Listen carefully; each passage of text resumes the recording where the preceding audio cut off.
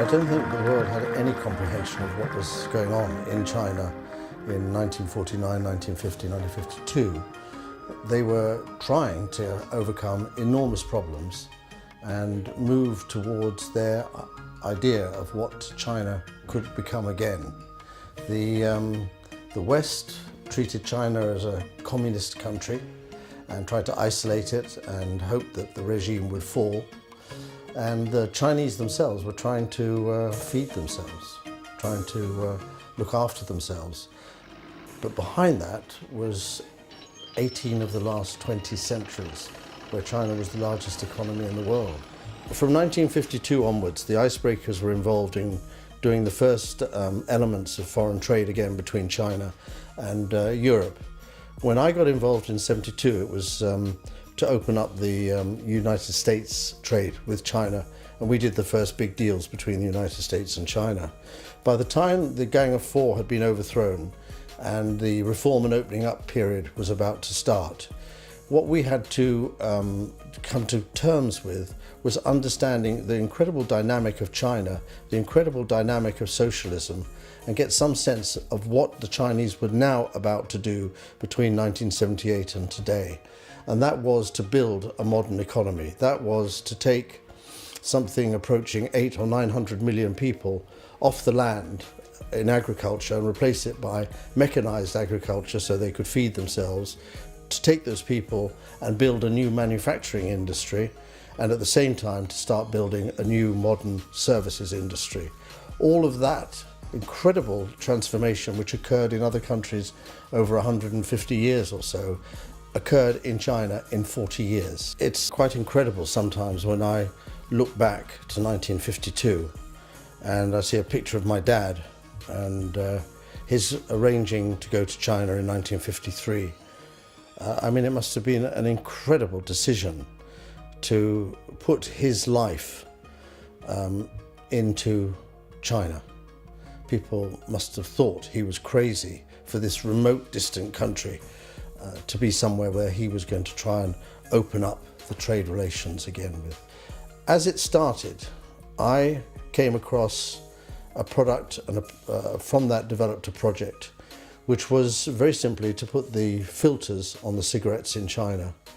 That this became the greatest source of income for the Chinese state in the 1990s. But what we did was we created the concept of trade with technology. Up until then, the Chinese used to do business buying and selling, and the technology imports were handled by a completely different route. What we said was, if you put these two things together, we will help you get into the business of making the raw material for filters, and at the same time, by buying our materials that you need in the short and ended up in the long term as well, you will give us what we need, which is to fill up the Western factories' capacity. And to do that, the Chinese created a vehicle called the State Tobacco Monopoly Administration, which brought together the domestic industry and foreign trade. And that later became the typical example of how China operated its domestic industries, that they had a foreign trade section instead of isolating it all in a foreign trade group. You know, dealing with China is a fascinating kaleidoscope of firsts. We got this request to take a British football team to China, and we realised that it was about the fact that China had been boycotted from and kept separated from the international world of football, and they wanted us to be the icebreakers who broke down that barrier. And over the course of the months through till early '78, we negotiated through some fascinating situations to get West Bromwich Albion to make that first trip to China.